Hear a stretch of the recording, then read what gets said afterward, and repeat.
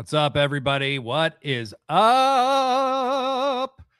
It is I, Blade Daily, and I am joined this week by Innitbab. How you doing, man? Not bad. How are you doing? You okay? I'm doing all right. We're gonna pretend we didn't just talk for the last 15 minutes, and we're just gonna start. No, we over. did not. Larry Line's in the house. What's up, buddy? On the wrong feet. It happens. It happens. But yeah, no, it's good to be back. Good to be here with the people. They're starting to show up. And yeah, I mean, what a fucking crazy week in pro wrestling. I mean, you know, kind of these crazy highs and these crazy weird lows that you know, AEW is going to have to deal with. We're going to talk about that. We got a bunch of stuff to talk about, you know, and some of it, you know, didn't even seem like much. And some of it's not the stuff that everybody spent the whole week talking about. Like, for instance, I think enough has been said about Ricochet. I don't think we need to, you know, add more to that. There's nothing more to add, really. Bad move. Let's not do that again. But, you know, what else can you say, really? And then, you know, we're gonna talk about the fallout from Revolution, both the fallout as far as you know, the stories emerging from there. We may have a new EVP soon, and the you know, and the literal fallout, like the bodies broken on the floor that we're gonna be without for a while. So that's all part of something. But I love me a murder mystery. And Toni Storm is essentially the perfect character to do a murder mystery with. So I'm stoked. I'm excited about that. Yeah, and we haven't even started the show yet, and I'm just gushing over here. But Innitbab, thank you for joining. I mean, we're international, baby. You know, this is like your second time on the show. We've done this before. We'll do it again. But you're back. And I am. We used to talk about doing this, you know, we talked about it forever ago. And here we are. Many times on threads, and absolutely, yeah. Which is partly a function of me being a flake and just being like forgetting to like set it up. But like we set it up now. Now we've done it. Now we're doing it just whatever the hell we want. Fucking absolutely. International like relations be damned. Skewed Universe is saying about a towel because you're gushing. Yeah, that's right. You don't even know. You don't even know, Skewered. I now, Skewered is my simp. Okay, so he definitely wants to know, but that's between us. We'll you know, we'll leave that unsaid. Yeah. We'll get banned if I talk too much about it, I think. So we'll just try to rein it in. Yes, the international conglomeration of sickos. I wholeheartedly approve. You know, it's cool. I've been able to interview people.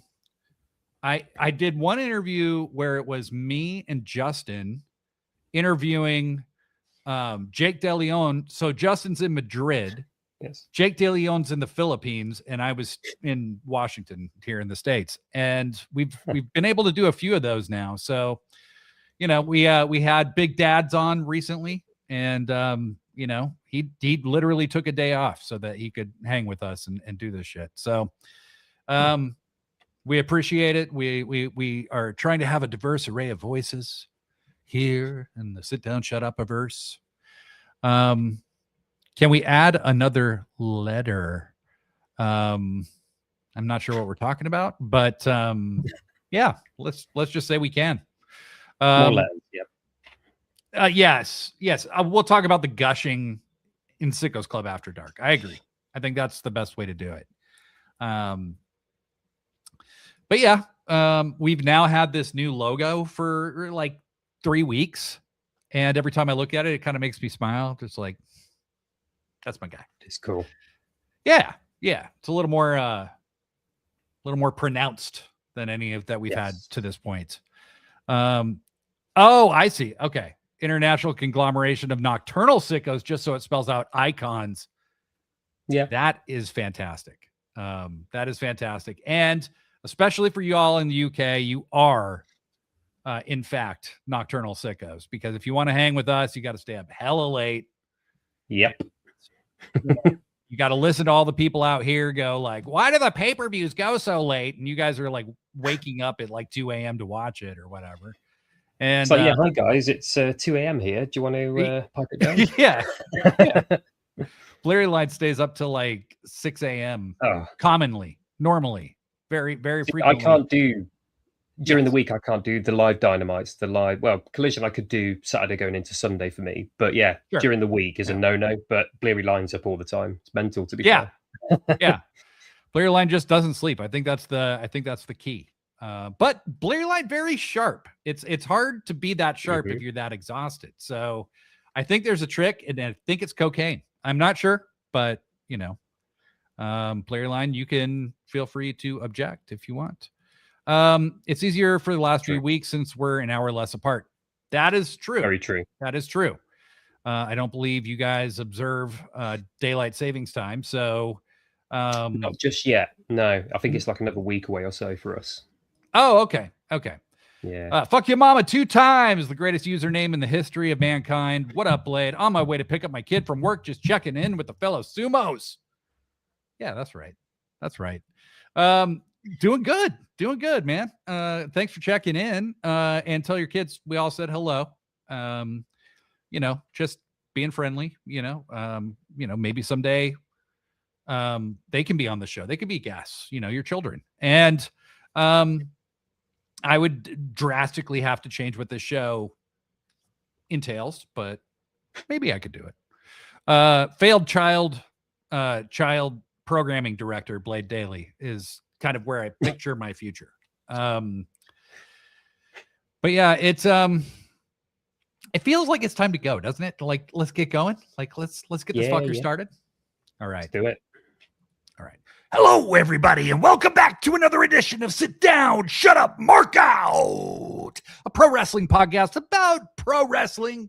And I am joined today, my special guest, returning guest, Innitbab from the UK. What's up, buddy? All good. Blade, how are you doing? You okay? I'm doing all right. And you know what? That is the third time we are having this conversation because we started talking before we hit record, before we started the stream. Then we were talking with the chat before the show, and now the show's on. And so we're pretending like we're just asking each other how it's going for the third time. For the first time, we're pretending it's the first time, but it's actually the third. So showbiz, you know what I mean? Beep, beep, beep, beep, beep. Innitbab, you're back because you're a fun person to have around, and I really appreciate you making the time. What time is it out there where you are? In the United Kingdom, it is currently 10 past 10 p.m. Wow. So pretty late. Yeah. We've had our day. And I mean, and I don't want to brag, but I'm staying up. It is 3 p.m. here, and I make it happen. You know what I mean? 3 p.m. And I stayed up that late just so that we could do this, and it's all for the people. It's because I give everything I got. I'll probably have somebody write a song about it for me. But I do got to say the pay-per-view hangover is real. It's very, very real. AEW will put so much adrenaline in my body. Like, I will have so much adrenaline going through me, including watching the main event going, no. Oh, okay. No. All right. Okay. No, don't do that. No. Get up. Okay. No, that's got to be the end. No, shit. Okay. That's what I did for solid 30 minutes. And when you do that, it exhausts you. It makes you real tired. So I have kind of felt this post pay-per-view hangover. What about you? Yeah, it's a weird time period from Revolution to then Dynamite to where we are now. Yeah, very odd. Still trying to take it all in, to be fair. It takes me a few days after a pay-per-view to really let it sink in. And sometimes I try and rewatch it back where I can as well. Yeah, absolutely. Yeah, I rewatched the first 3 matches from Revolution the other night, just in bed on my iPad. And I was like, I'll probably fall asleep during the first match. Nope. Made it through 3, and it was so good. I mean, it's just so compelling. And I mean, AEW, does pay-per-view like nobody else. So I mean, that's just the way it is. Big ads, also sometimes called big dads, is it's funny because Blade is old and 3 p.m. is an all-nighter for him. That is true. That is true. It's like kids have a nap time. I just have sleep times. Like I'm only awake for about 3 hours a day because I'm just progressively turning into dust. But that's okay. That's no problem. You guys are just watching me waste away doing nothing. Don't feel bad though. Okay. So today we're going to be talking about a few different things. Hangman is taking some time off. I have a question. Is Hangman the main character of AEW, or might it be somebody else? Because I have a theory that it might just be somebody else. Will Ospreay's back. Toni Storm has been murdered, kind of. But we found out today she will not be back at all this year. Like crazy. So whatever's going on, it was pretty drastic. Mina Shirakawa actually got a win. Swerve wants Kenny Omega's EVP power. And Cage and Copeland versus FTR is official for Dynasty. And then lastly, bad crowd. We'll get there. We'll get there. But Innitbab, we kind of talked about this already. You can't tell big stories without taking a big risk. So what did you think at the time of Hangman losing and not being able to challenge for the title? And what do you think of it now? Is it any different? On the night, probably because of sleep deprivation at the time, because it was, what was it, 4 a.m., 4:30 where I am. Bit gutted generally, because I had it in my head, like a lot of people did, that Hangman was going to do it. We didn't want to see the Cody yet again. However, now we've had a few days to let it all sink in. Let's see how it plays out. That's where I'm at, basically. Yeah. And it's, it's the darkest ending to a pay-per-view that I can remember AEW doing, at least in a very long time. I can't think of one that's more like, fuck, like, what do we do? Than that. But it was a night of fantastic wrestling, a very heel-heavy night, which AEW tends to not go in for as much, but knowing the results and just going back without that tension running through me, I'm really enjoying the rewatch of the show. It's really a lot of fun. It's a lot of fun. Fuck You Mama 2 times says, that's 3 years in a row Revolution has been my favorite pay-per-view. First was Sting retirement. Then last year was the 3 5-star matches in a row. Yeah, I remember that. And this year it was the whole card being good to amazing. Very true. Very true. And I feel the same. I think I thought the Hangman thing was a huge mistake if they went there. And by the way, chat, I need to have a word with you all. Last week, I was going to predict that Hangman lost, and you all talked me out of it. Y'all gaslit me into believing that there was a chance that the Hangman could hold on to it. But no. Did he? No. Was I wrong? Of course. But I let you make me wrong. Okay? All of you were wrong. Nobody was saying Hangman was going to lose. In this chat, there was a lot of you. All right. They say never to blame the audience. I just kind of ignore that rule. But yeah, there's obviously reasons for this. And even if they can get around it eventually, I think the shot of MJF standing on his body on the stretcher with the belt held high will be an all-time iconic photo in AEW history. It was the cover of our last episode, but it was the cover of everybody's episode because it's an iconic picture. And I think it really cements Max like this. We'll get into it more, but Max is back. Like this is not like coming, I'll hold the belt for a few months, then go do another movie. He's all the way dialed in. But let's talk about Hangman here. So on Monday, Degree and I had said that we felt like Hangman was probably being written off for the foreseeable future. And it came out Wednesday via Fightful that he is. He's taking some time off from the company. I don't know if he's having another kid. Please let your wife recover. Jesus Christ. This woman's That would be 3 children in like 4 years. Like, give her a rest, for God's sake. Who knows? But even if it isn't for like a family expansion thing, it feels like a smart move to me, because anyone who took that kind of beating, one, needs to disappear for a while. It frees up the main event scene just as Will Ospreay returns and Swerve and Kenny are emerging as title contenders. And there's a ton of stars on the rise who need room to be able to elevate to main event level status. You got Brody, Bandito, Andrade, Darby. And those are just the people who have something to do with MJF currently. Like, they have interacted recently about the title. So it's, there's a lot of possibilities from here. But yeah, what seemed like the dumbest thing they could have possibly done a few days later was like, actually, there's a lot of possibilities. Let's see what y'all have to say. Larry Line 7. I will say I'm no more sold on Hangman losing than I was before. I do wonder if they would have gone with the ending if they knew they'd also be without Toni Storm for so long. I mean, fair point, but I think that, and I don't know. I assume Tony got injured in the match with Marina. I assume that's what happened. But I don't know, because it's like she's going to be gone a really long time, but we're not going to say what's going on. And so that makes me wonder, what's going on. The Scare Club, thank you. I've been feeling bad about leading you astray all week.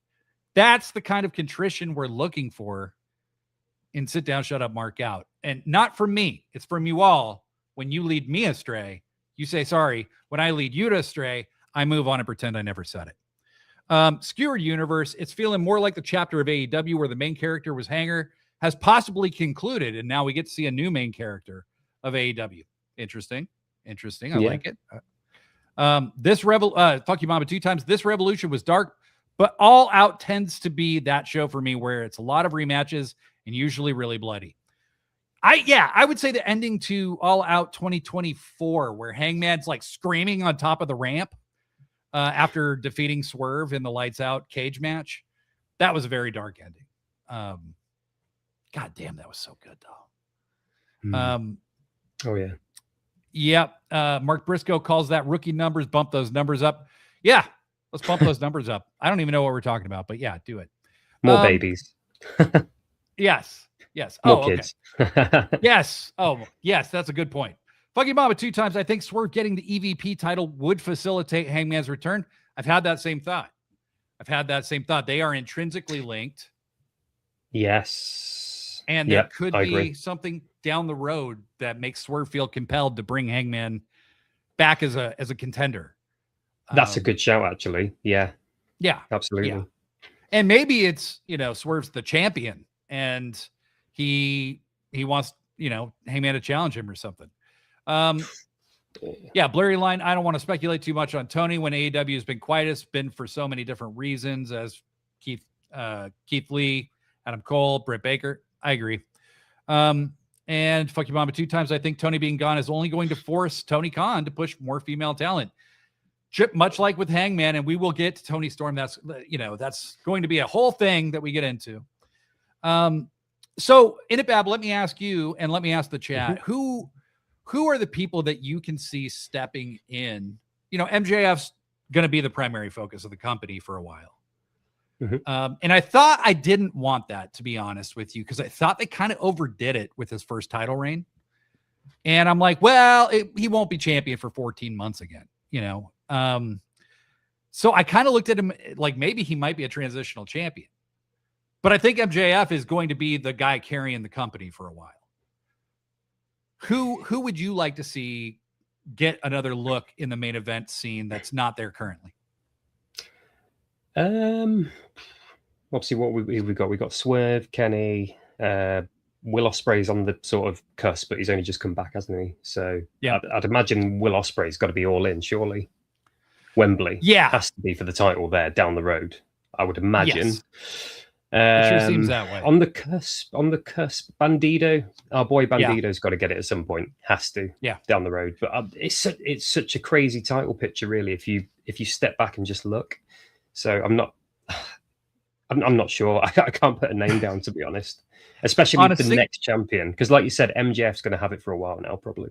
Yeah. Yeah. Well, back in January, MJF said Bandito will be a world champion in AEW. And then on this single episode of Dynamite, you had Kenny and Swerve both talking about being the number one contender. You had Darby Allin calling out MJF.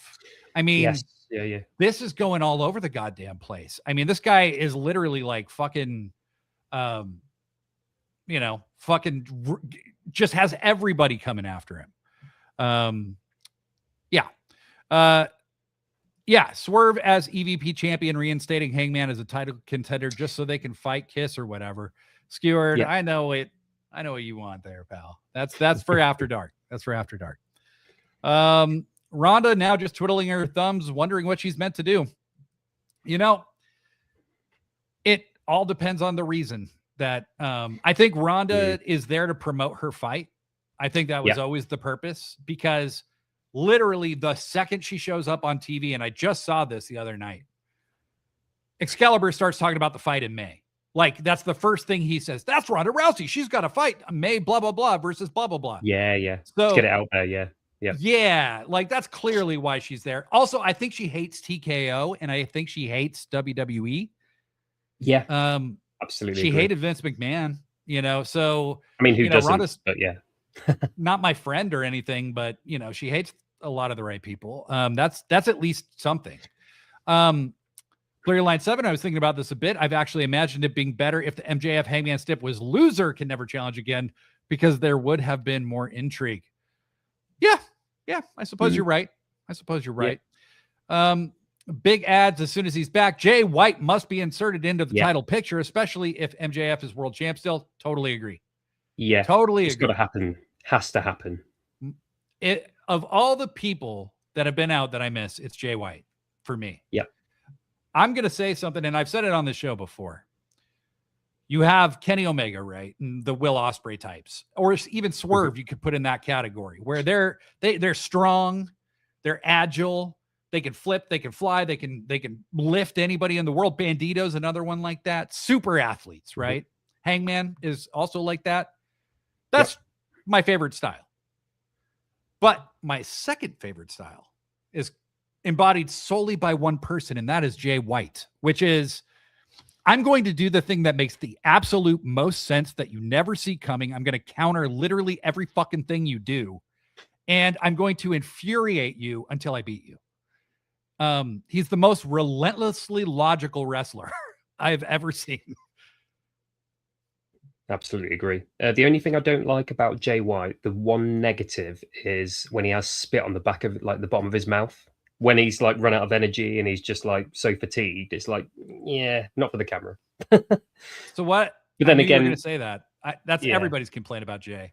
Yeah, Jay, we can see your abs, bro.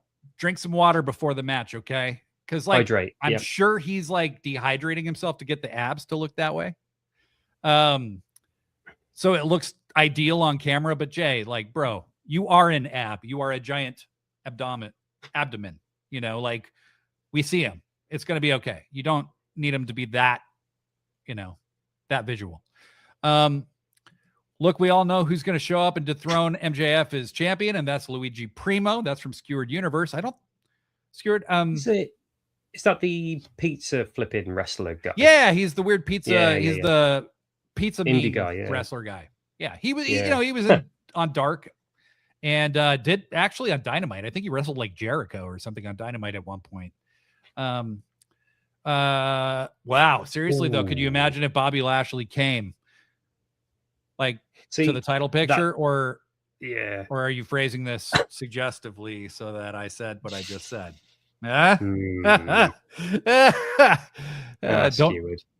Don't cancel us. Blurry Line 7, Jay is a perfect challenger for MJF since he can out motherfucker MJF. Totally agree. Plus, MJF's already gone over on him one time.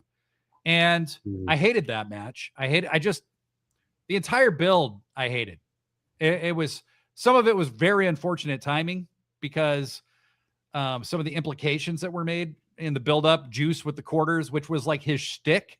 But Max had also told a very specific story about that. And that was right when everything busted out in Israel. That was just too many things converging. I was very glad they never went another step further with that. But also the result was very telegraphed, and I was really done with MJF being the champion by that point. And when Jay lost, I was like, God damn it. Big ad, spittle equals ratings. You know what? You're not wrong. You're not wrong.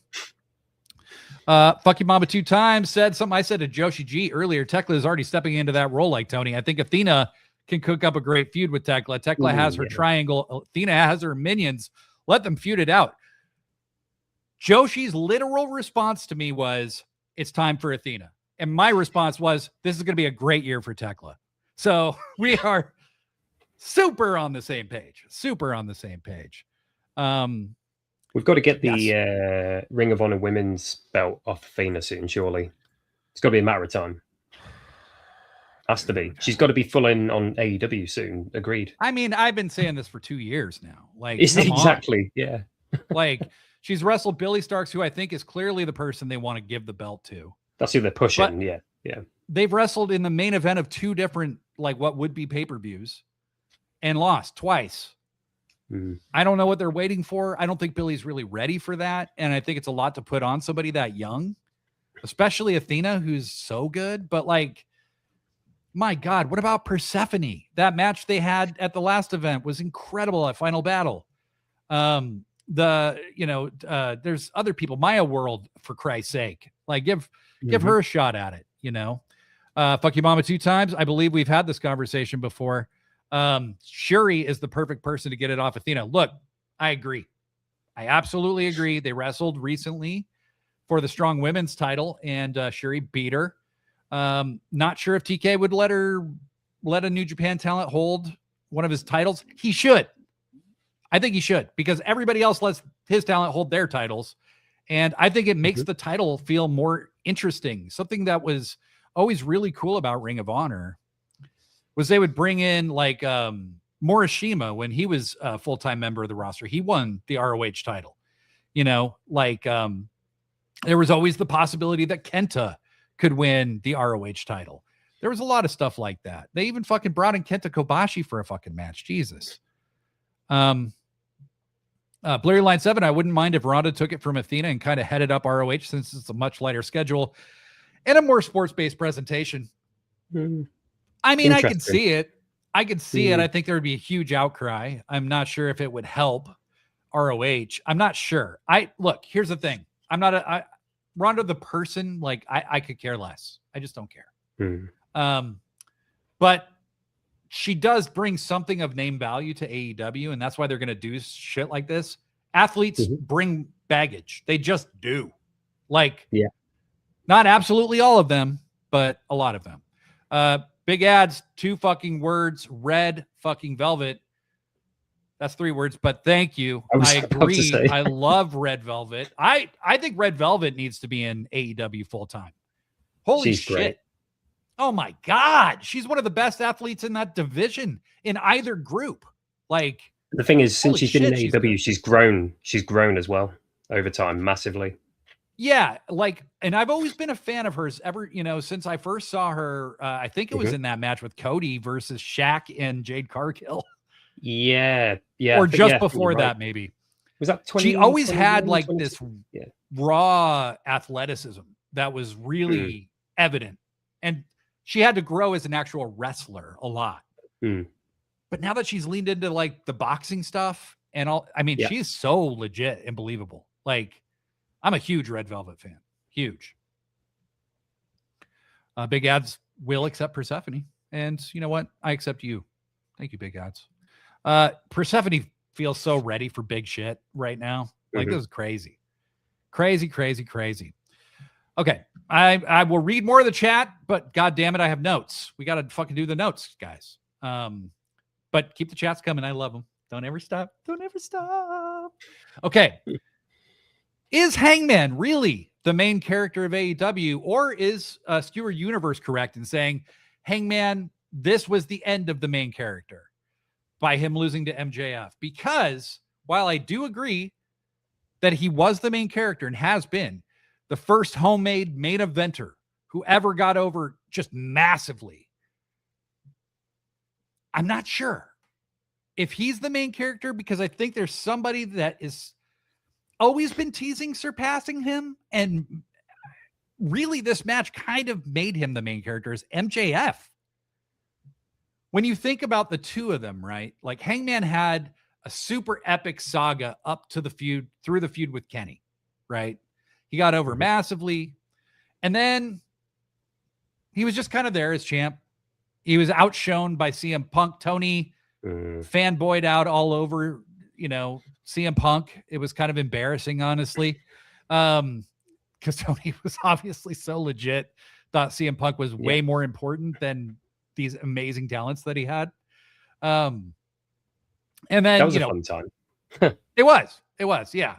And then Punk and MJF hook up, and that's obviously the feud Tony really wants to book, right? Mm-hmm. And then Hangman drops the title to Punk, and Punk gets injured. Then he comes back, wins the title again. And what happened right before Brawl Out? MJF came back with the devil mask on and pointed at him like that's where they were going. The story was clearly MJF taking the belt off Punk. Mm-hmm. The other story was Hangman losing to Punk. You know what I mean? So MJF wins the title. He has this incredible Iron Man match with Bryan Danielson. He has the dog collar match with Punk. And then he has this match, which is right up there for one of the best Texas Death matches I've ever seen. Mm-hmm. MJF is special. There's no doubt about it. But I think to Tony Khan, that's his boy. MJF is Tony Khan's guy. I think I have to agree with that, to be honest. Especially the way it's heading. Absolutely. Mm-hmm. And regardless, he just got whether Hangman's on a break for however long, but right. you can sort of see that with Tony Khan, with MJF, to be fair. Yeah. And I think there's nothing wrong with that inherently. I mean, I think that MJF is obviously a worthy talent. He has been put in he has always been on the main event track, even when he wasn't a main eventer. And you could always tell with Hangman too. I mean, I don't want to downplay, but I think Hangman was given some leash to get over this story with Kenny. And if it hadn't gotten over, they would have pulled back hard. MJF was like, no, you're the one. You're on the fast track. None of this is to disparage MJF. He was talented enough to justify it all. But I think in a lot of ways, MJF kind of is the main character of AEW. So what do you guys think? Am I way out of turn here? Am I wrong or am I right? Am I right or am I not wrong? Have you ever asked yourself that? Fuck You Mama 2 times said, give Deanna another shot on the main show. She's been killing it in ROH. Yeah, I agree. And I don't blame her for being frustrated at how she's been used. I mean, her saying so publicly at a certain point, I think it's okay to be honest. And I think Deanna is a perfectly good pick for somebody who could advance. I'm not sure what's happened in the relationship with her and Tony Khan, but something has clearly changed. Because I think Tony had big plans for her when she first showed up. Yeah. And I really like that thing she was doing with Taya as well. The tag team, the kind of mafia kind of gimmick. But that sort of petered away, didn't it? Yeah. We've red weddinged Hangman, and now we got to move on to focus on our Jon Snow. I don't know anything about Game of Thrones, but I know who Jon Snow is. So I agree. Yeah, I'm just going to say I agree. About. Yeah. I know what he's talking about. Skewer Universe, TK glazed Punk like he worked at Krispy Kreme donuts. Wow. He really did. And Punk, and it still wasn't enough for the guy. You know what I mean? Like, he was like, nope, that doesn't mean shit. Fuck You Mama 2 times. I think like Tarantino movies, there's never really one main character, but a bunch of compelling characters you want to see for good or bad. Fuck You Mama 2 times. I think that's the actual answer. I think that's the correct answer is, in actuality, there was this time in 1988 in WWF where you had Macho Man and Hogan, right? They were on top together. And there was one that you always kind of knew was a little above the other, but like the fans could take their pick, right? Then in the late 90s, we got it again with Austin and The Rock, right? And there was still one that was a little over the other. I think Austin was a little over The Rock. You know, The Rock's become a much bigger star since leaving. But in the wrestling world, at that time especially, Austin was the bigger star. But we had these two babyface top guys who could also turn heel whenever they needed to. Look at AEW. You got Swerve. You got Kenny Omega. You still have Hangman Page, and that dude is not going to be a mid-carder, guys. Like, they will keep Hangman interesting no matter what it is. There's no way he agreed to do all this without knowing where it's going, okay? He's going to be away for a while, maybe 6 months, who knows? And then he's going to reemerge, maybe after All In, and God only knows what he's going to do. Is he going to turn heel? Is he going to, go back on his word? Is he, is Swerve, just like was brought up earlier, is Swerve going to deactivate that whole provision? Who fucking knows? If Hangman does come back, let's say All In sort of time, comes back as heel, he has to come back with the old theme tune. That's my main thing. The one that when he turned heel proper last time round, and he had was it song. Hangman's hat or something like that, or Hangman's the dark hat or something like that. Yeah. I legit had that as my ringtone for a while. Oh my god, what a great entrance song! It's miles better than his Babyface tune, but it's yeah. I mean, I'm just talking about as far as music quality. It's a much better song in my opinion, and it seems more custom made for him. But I also had my doubts about them giving him his OG music back, and when they did, it was like, no, this makes sense. Yeah, it worked when it happened. Yeah. The Scare Glow, Hangman outshined Punk by miles. From then on, cracks in Punk's game can't be unseen. Totally true. I mean, it's so crazy because Punk put so much shit out there about what happened and everything. Him trying to do the buckshot several times and just failing. I was about to say. Like, some careers would be over for some shit like that. You know what I mean? It's like, dude, give up. Like, stop. That time was when I thought, Phil, it's time to just end it, mate. Or just go back to, WW and do some sports entertaining or whatever. And lo and behind it, he did. So, yeah. Yeah, it's an anthology film that has a common thread running through all the stories, in this case, the AEW title, and we are going to follow other main characters of that story. Agreed, Skewered. Agreed. Yeah. Well put. Well put. Always never. Hey, I got a shout for you coming up a little later in this show, my friend, because you made a point. You've made a point several times to me when I was bitching about a very particular thing, and you were 100% right, and it was proven this week. You said, but always never saying right now, I was beyond pissed that the Vendetta didn't get over. Me too. It's not like Deonna didn't have a character. They had a whole thing, and it was getting better. Their promos were getting better and better and better. Did they ever wrestle as a tag team? I don't think they did they? Not that I can remember. No. But they were a thing. They were a group, weren't they? Like a stable. But yeah, kind of officially go as a tag team. No, not that I can. Well, because there was no tag division at the time. But I thought that was signaling the beginning of one. Maybe. Yeah, exactly.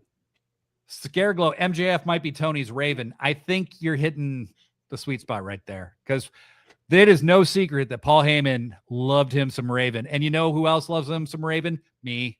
Raven ruled. He was amazing. And then the Vendetta broke up before the tag division even showed up. So way before it even showed up.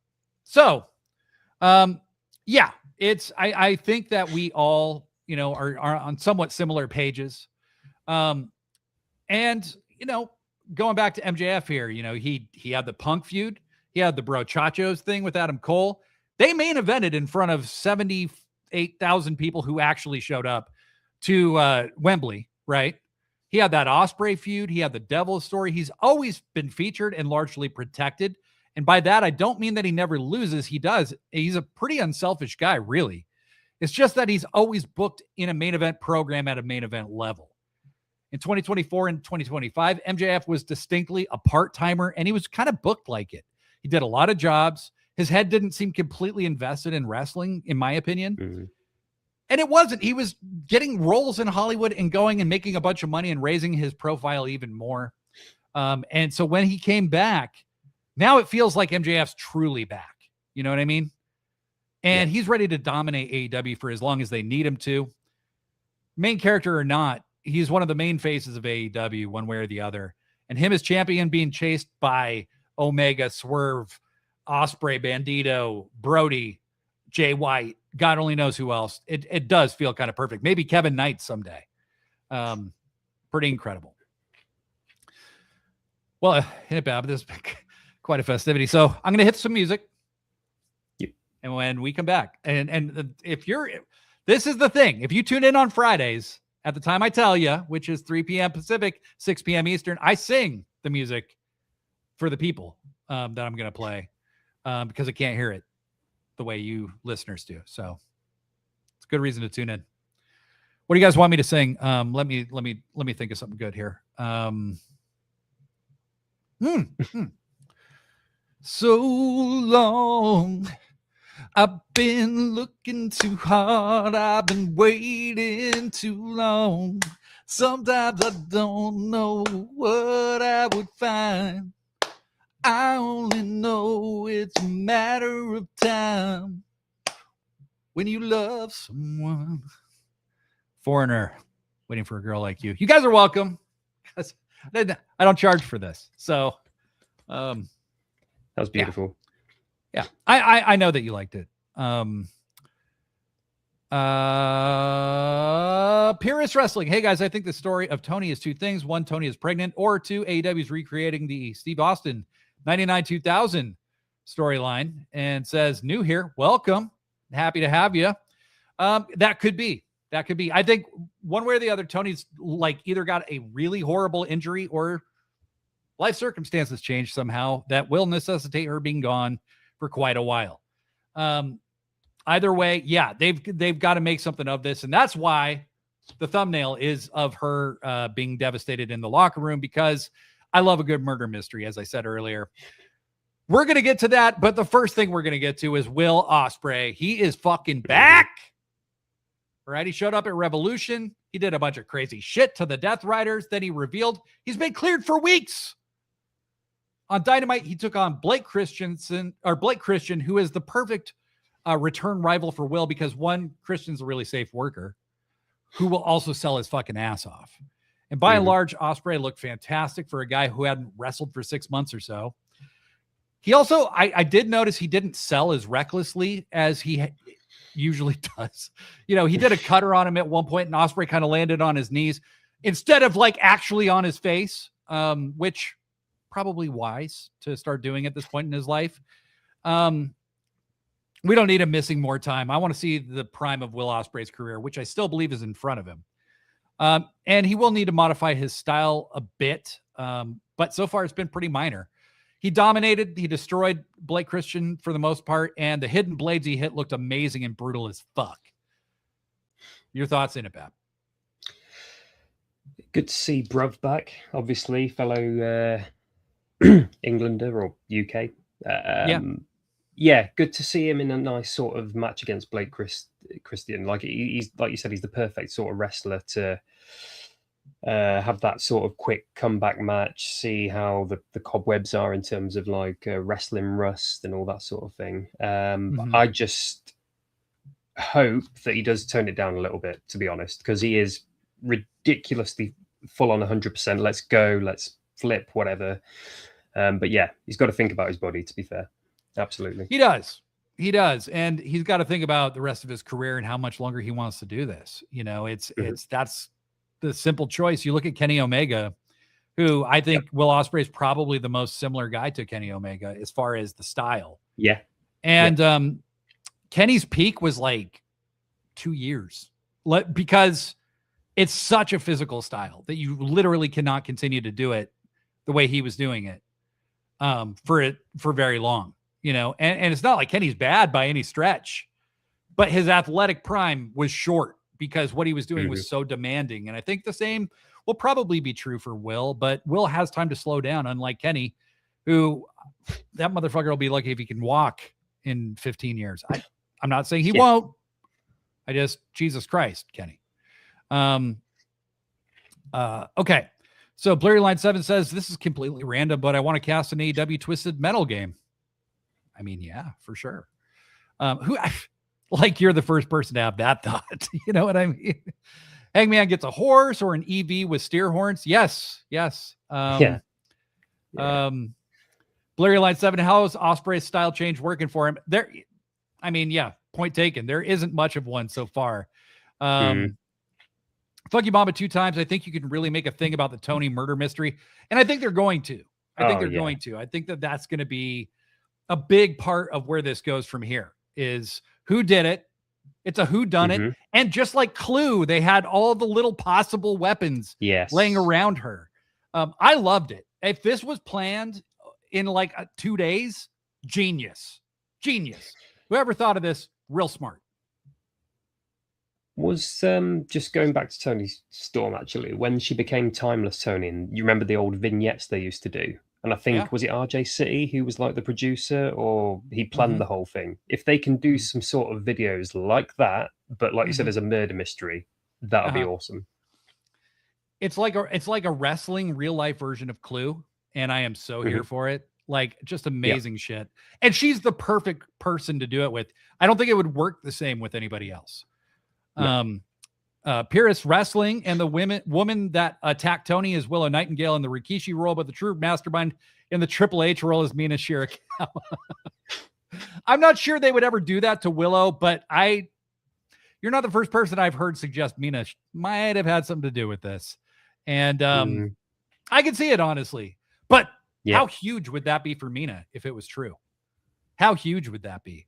You know, Luther's just sitting there stammering like a fucking, like, shell-shocked, you know? Like, but Mina's like, oh, Toni, I will avenge you. And then she does, kind of, but Blurry Line reporting the unfortunate news that this idea probably came from RJ City, and we have to praise him again.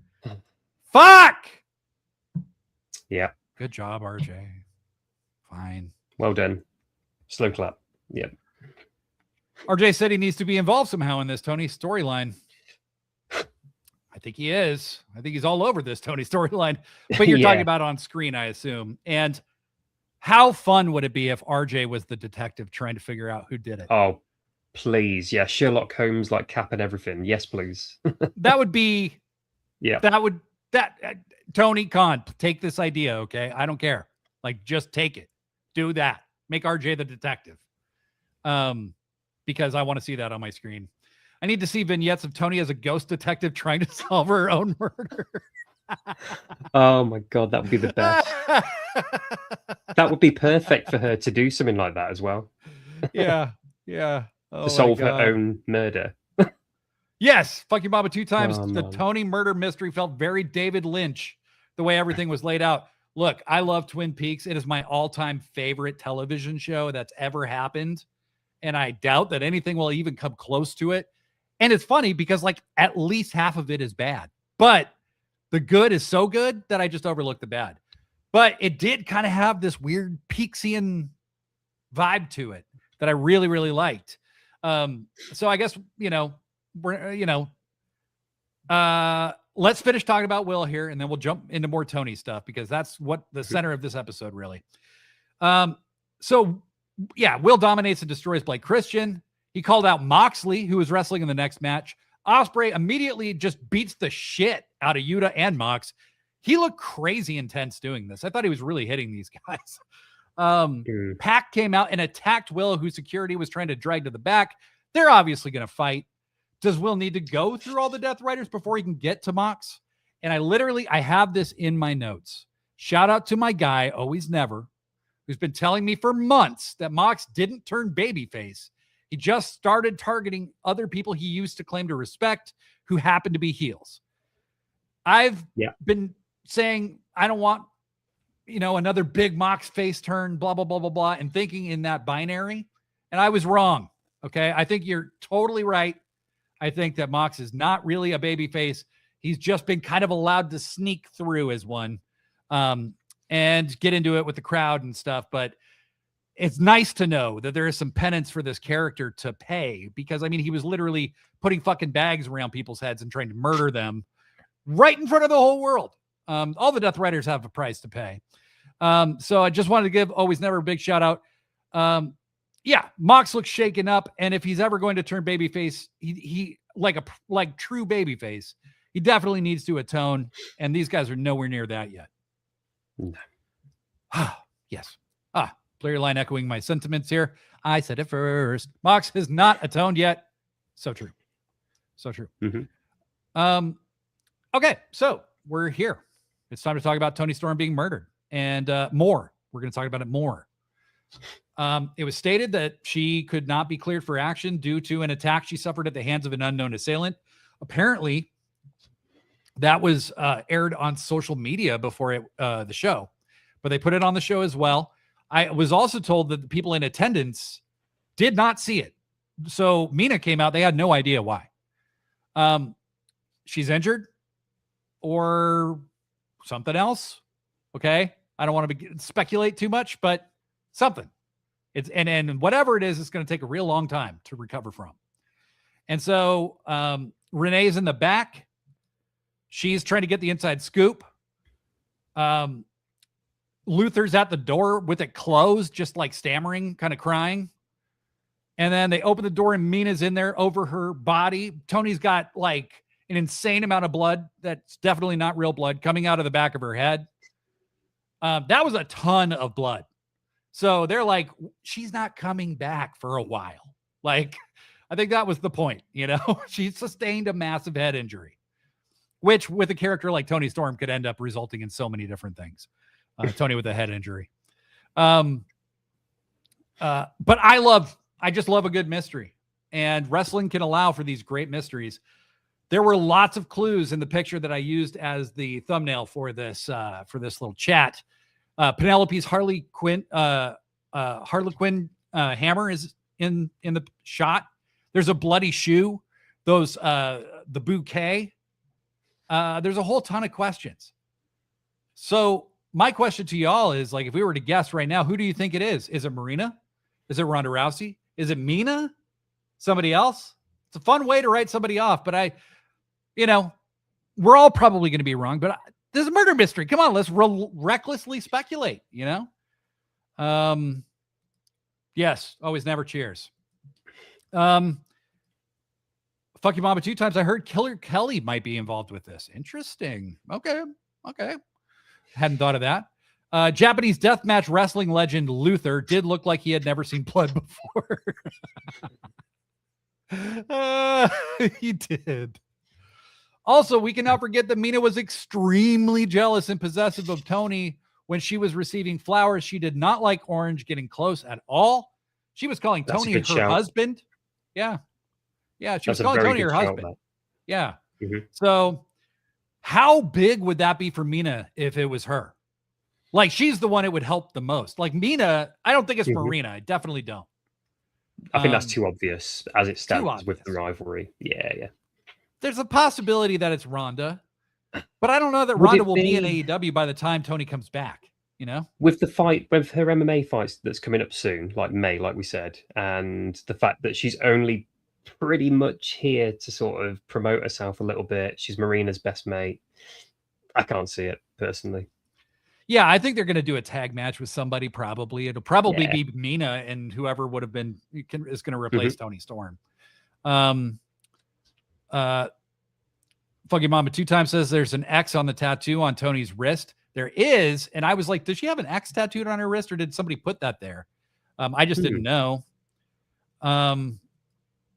Bleary line, my headcanon is this is Mariah May. And there's some magic contract loophole that allows her back. Yeah, but she's got a doppelganger called Blake Monroe or something. Somebody by that name somewhere. Looks just so like I don't know. Doesn't wrestle though. She does the entertainment stuff, but yeah. Skewer Universe. Oh wait, we need to speculate like absolute batshit insane people. It was Mariah May. I think there's a possibility it was Athena, because maybe she could say, you've been main eventing all of these shows and I've been in ROH trying to get on these shows. It's not my fault I've been the forever champion and that I've been champion for 3 fucking years, but I was never going to get on these shows.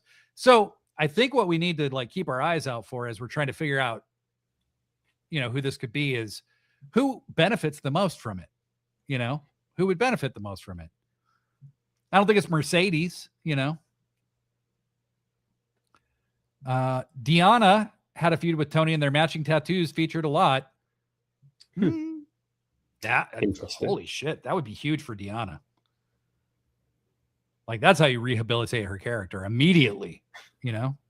But like, you were going back to what you said, Blade, about the sort of, we're not sure about Deanna and TK's sort of relationship. That would be interesting, though. It would be. It would be. You know, I think as time has gone on with Toni, he's proven to be a little less vengeful than he kind of appeared to be a few times in the past. You know, I don't think he's ever going to be like Vince, where it's like, if it makes money, we do it. But like, I don't think he's there. I think he is still capable of being insulted to a degree where he's like, fuck you. But, you know, I think Cody could come back. I absolutely think Cody could come back. CM Punk, probably not. No. I think that's in the no column permanently, I would say. Scare Glow, I want Britt Baker back, but I didn't see any missing teeth. Holy shit. That would be an incredible way to bring Britt back if they were going to do it. But, you know, just and it's really just based on the amount of no Britt that we've had. It's hard for me to see that. But the thing is, with Britt Baker as well, what's her, presumably we don't know her condition, because I know she had some sort, was it like a stroke of some sort? There was a proper like health scare. She said she had a mini stroke. Yes. Yeah. But she came back after that, and then she left again. Yeah, against Mercedes. So, yeah. Fuck you, Mama 2 times says what I think we're all thinking, which is I don't want Cody back. Neither do I. Nah. Nobody does want Cody back. It's just he could. And it would be funny because he'd get booed. And the only reason for Cody to ever come back to AEW would be to turn heel. Like, go Hollywood Hogan, do a Hollywood Hogan, like, we're going to take over. Like, I went to work at a real wrestling company kind of thing. Like, play that up. Skewered Universe, if we're throwing theories out there, I know it's probably not true, but what if it was Ruby Soho coming back pissed that Toni left the Outcast in the rear view real quick? That intrigues me. But she's not been back in any form, like videos or anything, for ages since she's had a baby, has she? No. And her and Ange seem pretty fucking stoked doing what they're doing. So, you know, they have it's like a arcade / like gaming deli or something. Like, they're very much happy doing their own thing, aren't they? So it seems that way. It seems that way. But I mean, shit, this is a big, whoever is getting this opportunity, it's a big opportunity. And, so, you know, we know Tony's going to be out for a long time, all of the rest of this year. I mean, it's only March. So whatever's going on is a big deal. And regardless of who did this, the women's division, like, this is the time to step up, you know, because that's a huge hole with Hangman and Toni gone. Holy shit. And so that does open up a huge spot for the women's division, and Toni will feel more fresh when she's back. She has worked a lot. It's not hard for me to believe that she's injured because she bumps like a fucking maniac. Like, Toni Storm, man or woman, takes some of the craziest, like, most painful looking bumps and they're not like crazy, like she gets pushed off a stage or something. She just like will take a fucking power bomb on the floor. You know what I mean? Like, holy shit. Like, I have seen her take so many crazy bumps.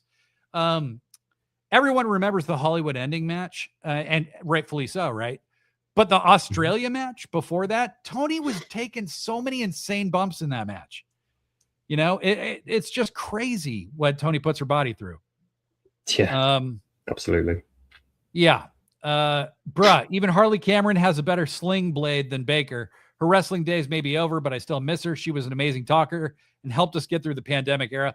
My thing is, look, even if Britt isn't a wrestler, you can't tell me there's not a use for her. She could be a commentator. She could be, you could give her own segment like the Piper's Pit or something. They were kind of doing that with her back during the pandemic era, you know, on Dark. They were trying out the I forget what it was called, but it was actually pretty cute. It was a pretty fun bit. Yeah, And Blair Line 7 says Toni's in-ring work is not praised enough. I completely agree. I think she is built. She is incredibly snug with everything that she does, but she likes it when people lay it in. She'll take a lot of fucking punishment, like real punishment. Absolutely. Go back and watch that Forbidden Door match with Athena. Like Athena looked like she broke Toni in half about 17 different times. I really thought Athena was winning that match because Toni just looked dead. But there's already been one beneficiary of Toni being out in Innitbab, and that's Mina, because Mina is a good soldier who's put a ton of people over, knowing she was taking on Marina Shafir, who had been given a significant amount of exposure and push. I assumed she'd probably be losing again. But no, they had a great match. They beat the shit out of each other.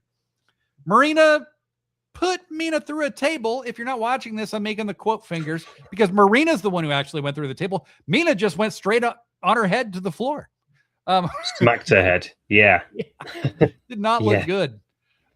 Marina got the mother's milk on Mina, but she managed to escape by just fucking jamming her nail in Marina's eye, which looked really brutal. And as Marina was kind of being checked on by the ref, Mina grabbed a bottle of champagne. I love the way they did this because we all saw her do it. And then she broke it on Marina's fucking face. Not over her head, like on her fucking face. Then she hit the spinning back fist and a Storm Zero and pinned Marina. Very fucking cool. Me just saying she hit the Storm Zero right after that is like, they could almost give a nod to the Mariah story with Mina. You know what I mean? Yeah. It's an interesting. But yeah, Blair Line says I was at first upset at Marina losing. I kind of was too, because I didn't think I said right before the match, like Mina needs to get some wins. I didn't think it would happen here, and I didn't surprised. know if I wanted it to happen here. But it just depends on what the plan is for Mina going forward. I thought they gave Marina a good out because she did take a fucking bottle to her fucking jaw. And then she was laughing as Mina was getting out of the ring. Like she couldn't even stand up, but she was just laughing on the mat. And that kind of, remember when Bray Wyatt he had that first year where he was very compelling and very spooky. And then his gimmick just became that he kept losing, but he would always laugh about it. Yes, I do actually. Yeah, that's not enough in and of itself. You know what I mean? Was that the early Wyatt family days? Yes, it was when he was facing Cena, and everybody thought, "Ooh, he's going to beat Cena," and he didn't. Yeah, nope. And then he lost to him like 2 more times, and then he beat him in a cage match because literally the entire family kept John Cena from getting out of the cage. Yes, anyway. I do recall.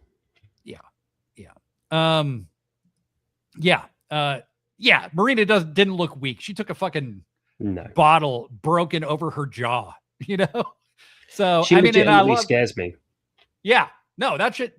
She was massaging her fucking jaw. Like I was like, damn, dude, that looks stiff. Paris Wrestling. I wish Leslie Nielsen was alive for this story, like 1994 SummerSlam with Undertaker. Hell yeah. I love a good Leslie Nielsen shout, baby. Fuck your mama 2 times. Mina really needed that win. She's probably going to be Tekla's next title match, or she's going to be really deeply involved with this Toni thing, and maybe even be the one leading the charge to solve the crime. Yeah, she did it. Yeah. Anna is definitely the better worker. I hope she isn't done with AEW. Yes, I don't want. What would she do in WWE? We're talking about Anna Jay. Like, she's got way more upside than Britt. She'd be in NXT and she'd be some faceless nobody. She means something in AEW. But I have noticed that Ty hasn't been on TV since Anna Jay disappeared. This is also true. Yeah, I didn't think about that. It's been a long time. All right. Guys, next week on Dynamite, we are getting Kenny versus Swerve 2. Now, let me preface that by saying, if I had told you or myself last year, you're going to get Kenny versus Swerve next year, I'd be jumping for fucking joy, right? If I had told myself you're going to get it twice, I'd be over the moon. If I had told myself you're going to get it twice on Dynamite and it's going to have a real finish with huge stakes, I don't know what I would have done. I would have thought I would have been like, you're a fucking liar to myself, because that just seems kind of unbelievable. And yet here we fucking are. Next week, Kenny cut a promo, obviously, after he ran out during Revolution, and said, Swerve, now that you've beaten Brody, you are the number one contender. What about you put that on the line and we wrestle for it? Then a tweet comes out right after that promo airs, and Swerve says, Kenny, I got a counter offer for you. They go to a break, they come back, and Swerve comes out. By the way, the new Swerve music works way better with him as a heel. When he's the babyface, you want to do the Nana, but now it's like, don't dance to this. Fuck you. I loved it. They did a spotlight on him while he sat in a chair. Swerve looks really fucking scary in the dark, you guys, with shadows all over him. Like, that dude looks fucking terrifying. Okay. And he cut what I felt was a really great promo. He said he doesn't just want the world title, because a title doesn't mean anything if you don't have the power to protect it. If you don't have the power to protect yourself. And then he says, Kenny, you want my title shot? Well, I'm not just going to give it to you. I'm not just going to give you a match for my title shot. I'm the one in the power position. I have the power, but I want your power. This was so good. He wants Kenny's EVP power. So he's putting his number one contendership up against Kenny's EVP power. If he wins, he's the EVP. Can you imagine this unhinged lunatic as the EVP just doing whatever the fuck he wants? Be kind of cool. I don't really want Kenny to lose again, but Kenny's kind of bulletproof at this point. Yep. And Kenny never uses the EVP power on screen. You know what I mean? So it would be a way for that to still have some kind of significance. What are you thinking, Innitbab? Yeah, with the EVP power, I think I go back firstly to Young Bucks when they were the heels. They used the EVP power for everything in the worst possible way. And I think Swerve will probably, because I'm sort of more towards him winning it, but because of who it is in the match, not quite sure yet, but I'm more sort of towards him. Yeah, I think he'll be unhinged. Prince Nana with him as well. Yeah, it looks like the right fit for me, to be honest. Absolutely. It'll go with the way the character's going as well. Yeah. And Kenny can take a loss. He's an ex-world champion. They're both ex-world champions. They can both lose. I mean, they don't lose anything when they lose a match. It's a very interesting thing, because the other thing is you have Dynasty coming up. Are these two fighting to see who fights Max at Dynasty? Because if that's the case, Kenny's going to win, in my opinion. Because a Kenny versus Max match makes more sense for the crowd than a Swerve versus MJF match. Yeah. And then Swerve chasing Kenny would make a lot of sense too. So I don't know that they would actually let Kenny win the title again, but I could see it. Also, I'm going to be at Dynasty. Let Kenny win the title, please. For the love of Christ. Tony, don't listen to the rest of this episode. Just listen to this. I will be at Dynasty. Okay? Let Kenny win the title from MJF there. All right. I don't like to use my platform for selfish means. You guys know how benevolent I am. But, you got to cash in every once in a while. Always Never says, I agree with the music for Swerve working so well with him as a heel. This promo with the harsh shadows was an evolution of his promo against Hangman about his spot. Totally. Yeah. Because that was the promo that changed Swerve's entire career, right? And this was signaling the next shift in Swerve's career. Absolutely. I think Nana has actually been... What I love about Nana is he doesn't try to do too much. He knows why he's there. And if he tried to do a bunch more talking now that Swerve's a heel, it wouldn't work. Because everybody knows Swerve can talk. Mm-hmm. You know? So Nana just needs to not do the dance and kind of like tell the crowd to fuck themselves every once in a while. And that's about it. Yeah. That's why he's there. But it was made official later in the night. The match is happening next week. I want to ask the chat who you guys got for this match with Swerve and Kenny next week. And what do you think the aftermath would look like? Were Swerve to become the EVP or Kenny to become the number one contender?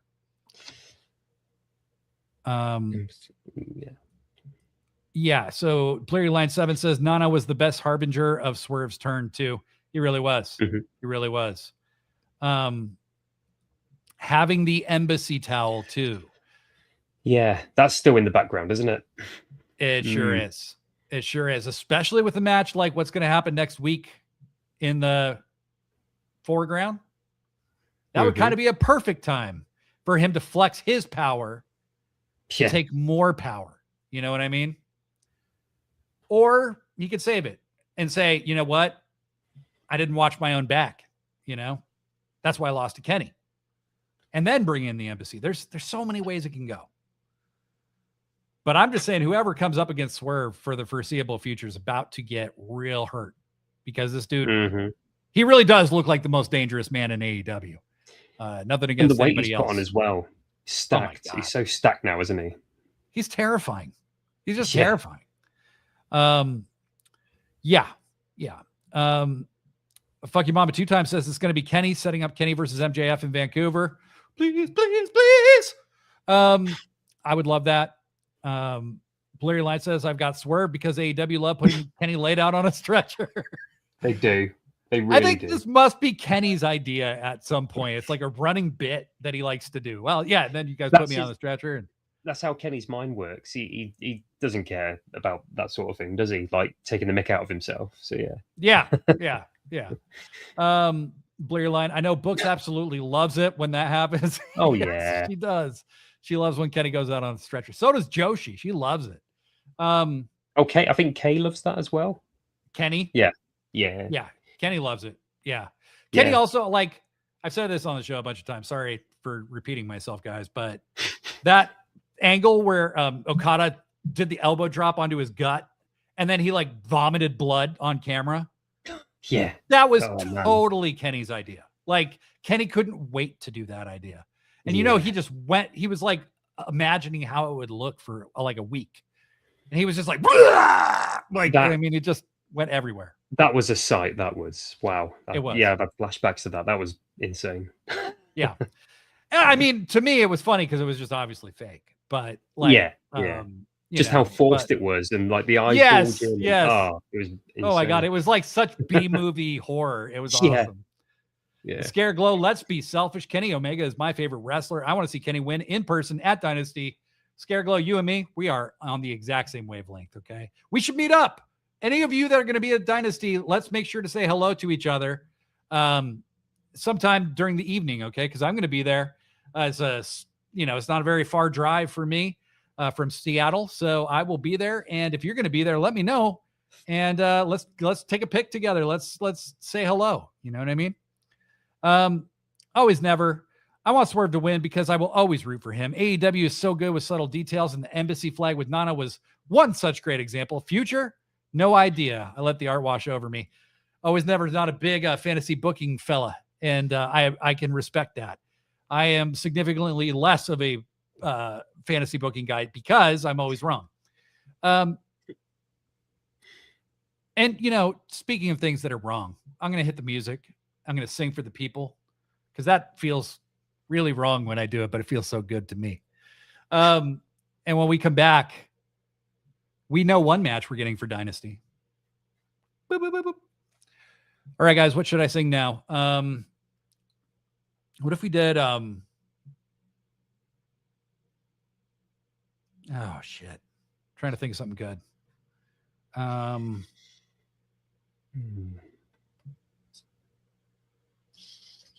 Anything by Nirvana? Yeah, I was just thinking of Nirvana. Yeah. There's Come As You Are, but I feel like that. Okay, let's do Lithium. Like, There we go. I'm so happy because today I found my friends. Yeah, I'm so horny. That's okay. So are you. Broken mirrors, Sunday morning. It's every day for all I care. And I'm not sure. Light my candles in a daze because I found God. Yeah. All right. You get that for free. No charge. No door fee, no nothing. Thank you for the suggestion, by the way. The Crusher by the Ramones. I don't know that one by heart. I'm sorry. I know a lot of Ramones, but I don't know the Crusher that well. All right. It's like Kurt's been brought back. By the way, I'm a massive Nirvana fan, by the way. They're one of I have a Nirvana poster in the background here. They're fantastic. Nice. Always never, glad you're enjoying the episode, buddy. In Bloom next. You'll get that next week, you selfish bastards. Plus, I need to space this shit out. Otherwise, it's gonna sell the kids for food. All right. We're back. And if you're not in the live chat, you didn't hear me just sing Lithium to the entire audience. But what you did get on Dynamite was a really fun trios match. The Young Bucks tagged with Jack Perry against the Don Callis family. And that was Rocky Romero, Trent Beretta, and Kazuchika Okada. It was a super fun match. I love them kicking Okada's ass. Okada cut a promo earlier in the night. This dude's English is getting way better. Like, his promo was fantastic. It was so awesome. Like, he was like, you guys used to say we were like family. You're so stupid. Like, how could you? Like, of course I was using you, like, that's so dumb. But yeah, so basically they have a match. There's also a bit that they filmed, a segment with Jack Perry leaving for work, basically, with his new national title. And I loved it. I really, really liked it. Luchasaurus is out there like his big brother or his dad, like honking, like, we need to go. Come on, get ready. And Jack's just going through the house, and then he has like this moment with a squirrel, and then he gets in, they drive in, he shows up. I like this Jack Perry. This is fun. Like, this is just silly, goofy shit. And it's amazing to me that Jack Perry did such a great job as the scapegoat, but can do this too. And be kind of equally believable. And so these, the trios match happens. It's a really, really great match. You get the Jacksons in, you get the Jacksons and like 4 other people in the ring. Like, you're going to have a good match. These guys do match structure unlike anybody I've ever seen. Nobody knows how to put like a huge multi-man match together like these guys. They're incredible at it. And you can always tell when it was them that did it, because people are always in just the right place at just the right time for something crazy that you didn't see coming to happen. But they cut a promo after the match. They do get the win. Rocky basically is there to be pinned, and we all knew it. They cut a promo saying they were totally crushed about losing the FTR in front of their family. They said they're going to pick themselves back up and get into contendership. And right when they say that, you think you know him. Cope's music hits. And God, who doesn't love getting down to the former members of Creed, now an Alter Bridge, doing this corny ass song that I can't stand. But it works for Cope, I will say. Like, not every wrestling theme is actually good, but it's good for wrestling. And this song works for Cope. And then Christian's music hits, and he comes out separately. Eventually, they're going to come out to one song, hopefully something different than Cope's song. But they come out, and Cope says, the Bucks, hey, I have a lot of respect for you guys. You're too good to be defeated by a loss. Tells them to hold their head high, but he reminds them the Bucks also did him dirty personally, and they hurt his wife, and that she almost had to have neck fusion surgery, which that was a great shout because he did have so many neck fusion surgeries. So it's even more real for him to say it, right? And that once he found out they were in the clear, that he knew he had to come back. I like that little bit of storytelling there. And then basically he announced that Copeland and Cage are going to be wrestling FTR for the tag titles at AEW Dynasty in Vancouver in front of me. In front of me. That's right. I just want to remind everybody I'm going to be there. I might not have mentioned that, but give me Kenny and MJF, you son of a bitch. All right. But they're going to be there. And that's a great match. That's a great shout. I loved it. FTR come out. Stokely's like, go get him. Stokely can walk, brother. He's been healed. Yeah, where's his wheelchair? I noticed that straight away. Well, It's he was magic. so motivated by his love for Cash and Dax that during that match with the Young Bucks, he just stood. And you kind of can't go back after that. You know what I mean? Like, Yep. and Nick, did the thing onto him while he was in the wheelchair. So I think he's realized there's disadvantages to the wheelchair now, especially since people know he can walk. Now it just seems lazy, I love when people like, Bobby Heenan or Stokely Hathaway try to do sympathy please because they're the least sympathetic people on earth. Like, I don't care if you're in a wheelchair, I'll still beat your ass. Blurry Line 7 said, I said this before, but I'm convinced Okada takes English lessons solely to be more of a prick. Yeah, absolutely. I agree. Always Never. I love the scapegoat character, but seeing Jack find the perfect blend of both characters is such a great thing to see. Totally agree. Totally. Fuck you, Baba 2 times says Young Bucks versus CNC Wrestling Factory versus FTR. Woo! Gonna make you sweat till you bleed. Yeah, we're throwing back to CNC Music Factory. That was a good shout.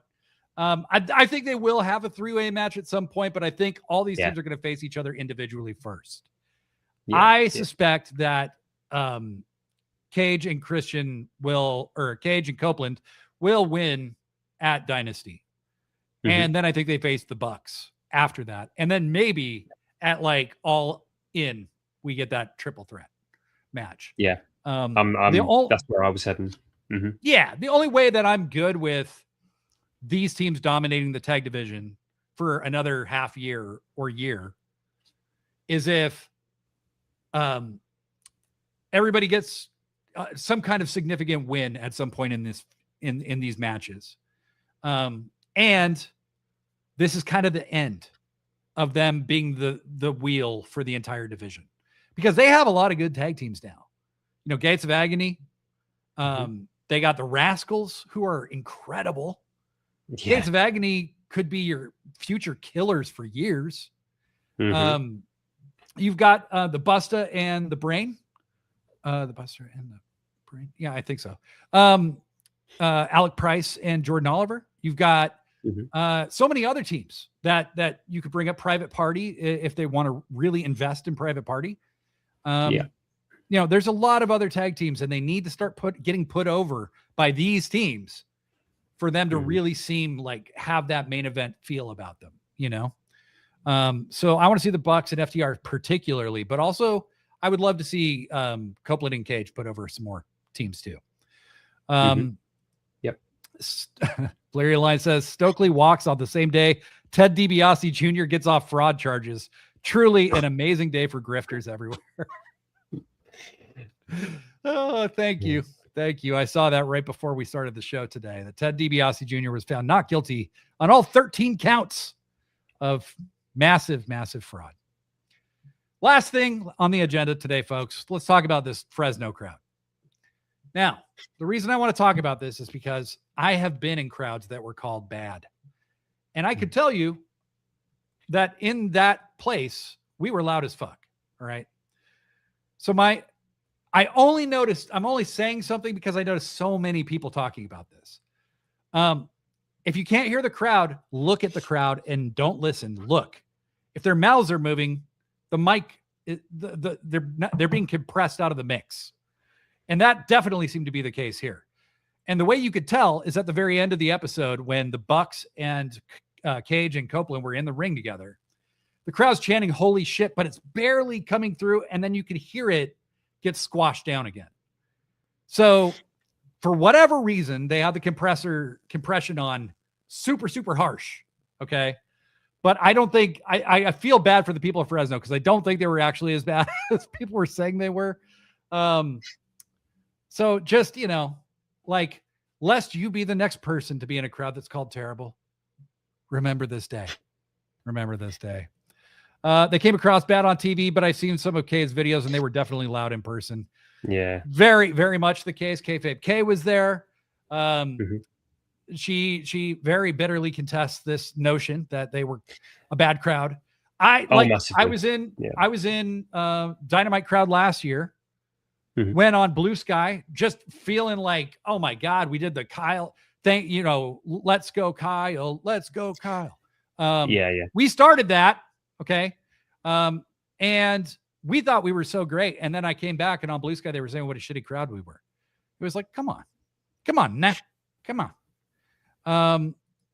They're really good at the pay-per-views with it though. Like the crowd always comes through at the pay-per-views.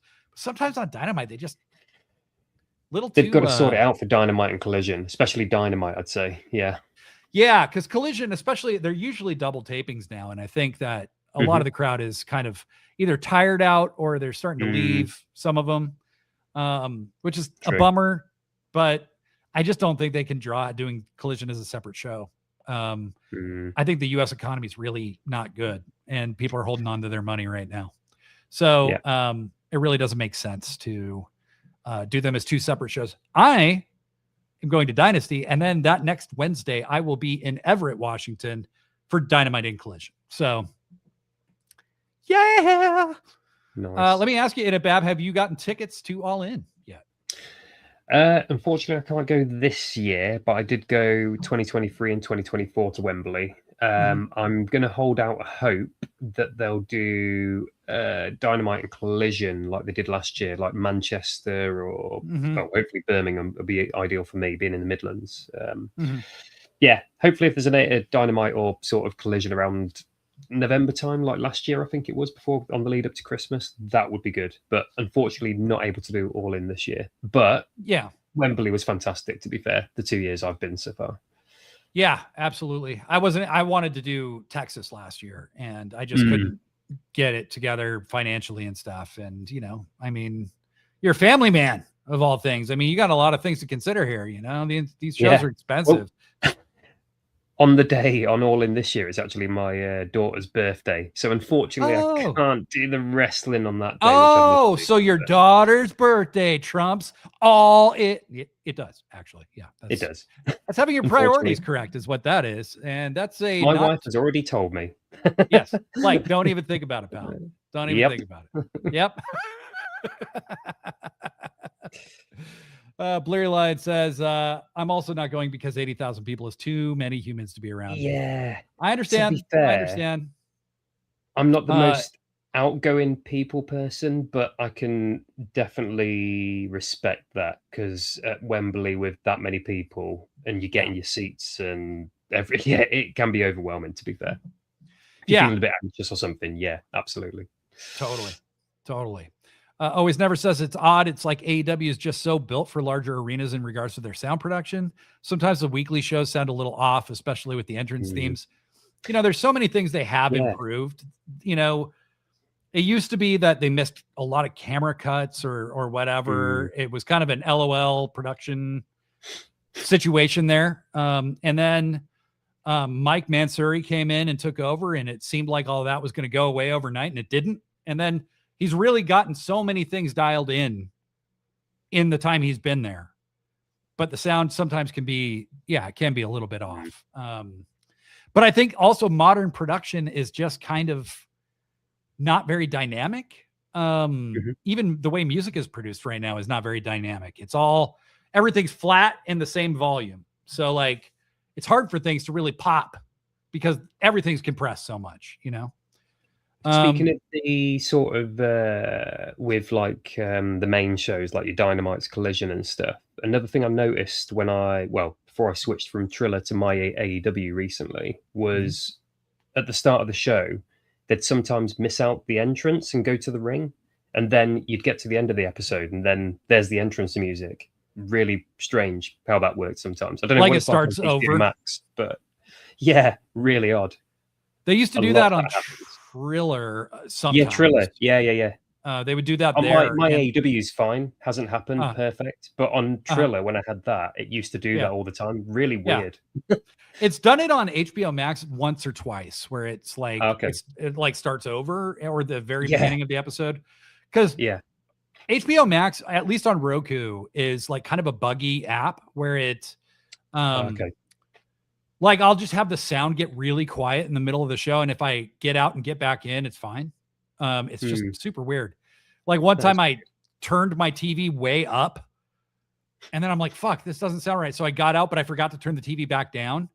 And so when I came back in, it blew. I mean, like I was like, "Holy shit!" The dog got up and ran away. Like it was just, it was just wild. So, okay, so. Can AEW please get better live monitoring to music performers? No, I don't think so. I think that is part of their deal. Is remember the poor drummer guy who played Swerve to the ring live one time? Oh, God. And he got so hideously off beat because he couldn't hear himself, or he couldn't hear what he was playing to. Oh, it was so bad. It was, I think that was actually that Hangman match at All Out. Because it was a big moment for Swerve. He got played to the ring by this drummer guy drumming to his music, but the guy could not hear what he was playing to. And he got so offbeat. This is obviously a good drummer, you know, but he sounded incompetent. Can't hear yourself drumming, and then it's just, shame for him. Hangman's poor trumpet man had no monitors, I don't think, and it sounded kind of rough. You know what that was, Blurry Line, is they didn't take the trumpet out of the original mix of the song he was playing to. And so no matter how many times you do something, you can never do it exactly the same twice. It's just the rule of audio. That's why double-tracked vocals sound so particular. It's like two of you singing, but the reason that there's like a little dissonance between your voice is because you can never do it exactly the same again. And so that's what was happening with the trumpet is he sounded almost a bit off because the trumpet was still coming through in the original mix of the song. And I would recommend they don't do that. Obviously, Down Straight were awful. I think AEW has only had a couple of decent sounding music performances. I think JoJo doing Chaka Khan was good. Rancid were good. True. Very true. Scared Low, my wife and I were at Double or Nothing in Vegas when Gangrel appeared in the cage match. I selfishly want to see a full-on Brood situation in this storyline at some point. Give me Gangrel and blood. As a fellow Gangrel Mark, I say yes. Let's do it. Let's do it. Fuck you mama 2 times. HBO Max on my Amazon cuts the main event. What the fuck? Oh, no. Yikes. No. That's bad. Not good. That is bad. HBO, by the way, you guys shit the bed on the night of the pay-per-view. And I said it in the last episode, but it was so bad, I'm saying it again. They literally just didn't air the 0 hour at all. After saying for the entire week, and we'll present on HBO Max, free to Max subscribers, you're going to get the 0 hour. We were all watching on YouTube. We didn't even know if the fucking pay-per-view was going to come on that we paid for, you know? And then for some people, it didn't. HBO Max. That's not good. Nope. For shame. For shame. Lastly, Blurry Line 7 says Gangrel is always going to be up for it too. Absolutely. Absolutely. Yeah. So kids, let's just recap a little bit. You're going to go to sickosclub.com. You're going to go to the merch store, sickosclub.com/shop. Where's the /merch? It's one of those. There's also a shop link on the website. Just go to sickosclub.com. Go to the shop.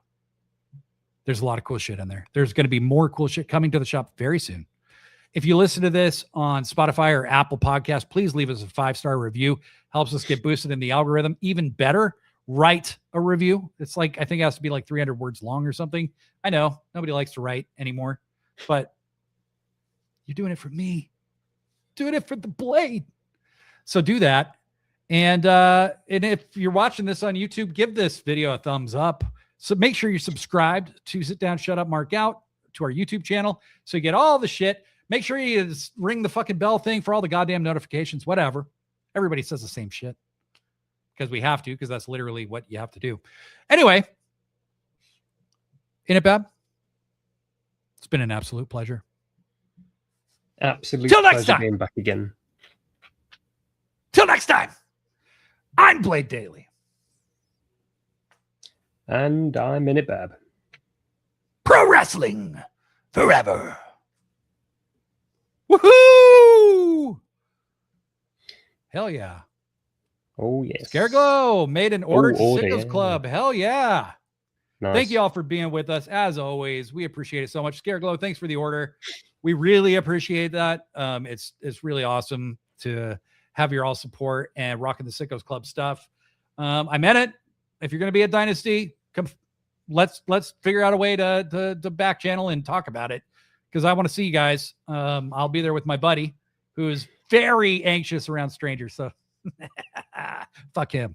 But yeah, take care, everybody. Have a good one. Innitbab, don't go anywhere. I'm going to end the stream now.